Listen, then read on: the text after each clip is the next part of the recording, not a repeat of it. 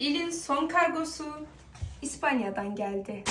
Cəmi 200 euroya görün nələr aldım. Həm daha tez, həm də daha ucuz. Çünki Cargolux'da Türkiyədən hər gün, İspaniyadan isə həftədə 3 dəfə uçuşları var. Bu arada Temu sifarişlərimi də Cargolux'la eləyirəm. Çünki çox rahatdır və Bakıda da 100-ə yaxın filialları var. Bu dəfə hamısını Zara'dan, İspaniyadan almışam.